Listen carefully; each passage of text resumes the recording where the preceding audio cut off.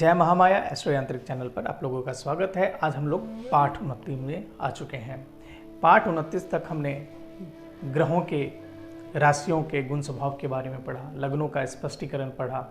हमने यह भी पढ़ा कि होरा शास्त्र जो कि ज्योतिष में त्रिस्कंध है उसमें सबसे महत्वपूर्ण है, और होरा में सबसे जो 4 स्कंध है, स्तंभ है, उसमें से राशि का परिचय, ग्रहों का परिचय, भावों का परिचय, ये सब इम्पोर्टेंट है। और उसी में हम अभी ग्रहों के परिचय में जान रहे हैं। ग्रहों के परिचय में हमने यह जाना कि पंचतत्व कौन कौन से ग्रहों को प्राप्त है, और कौन से शुभ फल देने वाले ग्रह हैं, कौन से अशुभ फल देने वाले ग्रह हैं, उनका लिंगात्मक भेद भी पढ़ा, और ग्रहों से किस पर विचार किया जाता है इसके बारे में भी हमने यह जाना। तो उसी क्रम को आगे बढ़ाते हुए ग्रहों के गुण परिचय में हम जानते हैं आज कि कौन से ग्रह रात्रि बली होते हैं और कौन से दिवाबली, या कौन से सर्वदा बली। इसका जो अर्थ है, जो अब हम यहां पे प्रश्न उठता है, मन में उठेगा कि इसका प्रयोग कब किया जाएगा और क्यों करते हैं हम प्रयोग इसका।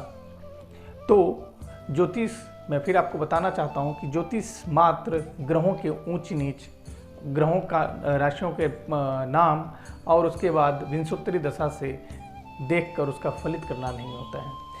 हम गहराइयों तक जाएंगे।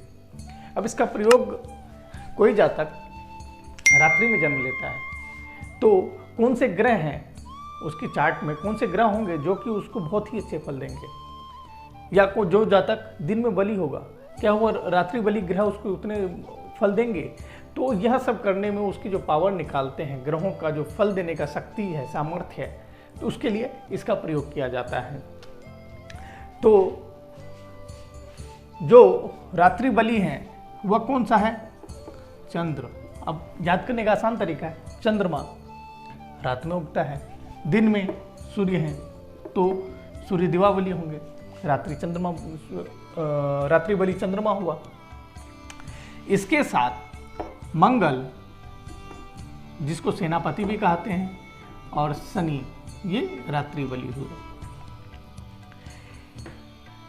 यह इसलिए भी, अब किस लिए कि देखिए, शनि हम दुख स्थान के स्वामी बोलते हैं, तो दिन में उतना ज़्यादा किसी को भी कष्ट नहीं महसूस होता है, डर नहीं लगता है। डर कब होता है?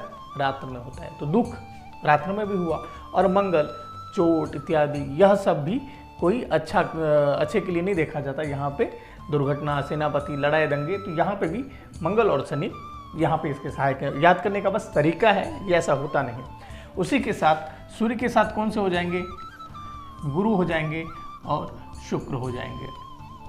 अब यह देखेंगे, सूर्य है, ये क्रूर संज्ञक है, और चंद्रमा सौम्य संज्ञक है। यानी इसके साथ 2 ग्रह ऐसे हैं जो कि क्रूर संज्ञक हैं, इसके साथ 2 ग्रह ऐसे हैं जो कि सौम्य संज्ञक हैं। याद करने का ये भी तरीका है। अब रात्रि बली चंद्रमा, मंगल, शनि हो गए, और दिवा बली सूर्य, गुरु, शुक्र हो गए। तो सर्वदा बली कौन से हुए? सर्वदा बली बुध हुए।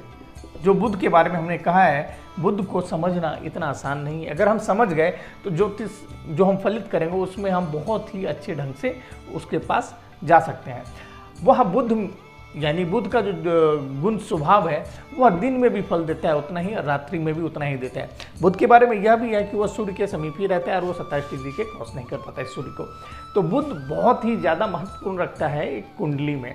और यहाँ के ग्रहों के गुण परिचय में ये बल परिचय था कि कौन से ग्रह किस समय बल में होते हैं, बल प्राप्त करते हैं। तो आपसे यही कहूँगा कि अगर आप ज्योतिष को बहुत ही अच्छे ढंग से समझना चाहते हैं तो पाठ को क्रम वाइज पढ़ते रहिए, और कोई भी आप में डाउट है तो आप कमेंट बॉक्स में पढ़ सकते हैं। वैसे होगा नहीं, अगर यदि आप पार्ट वाइज पढ़ते रहें तो इसमें कोई भी डाउट नहीं होगा। हाँ, अगर आप अभी से पढ़ रहे हैं तो कुछ जो आगे समझने में बहुत दिक्कत हो सकती है। इसलिए मैं यही कहूँगा कि आप पाठ को क्रम वाइज पढ़ते रहिए, और जो चीज़ समझ आ रहा है और अपने दोस्तों को भी बताना चाहते हैं तो चैनल को सब्सक्राइब कीजिए और लिंक को शेयर कर सकते हैं उसके साथ। तब तक के लिए धन्यवाद।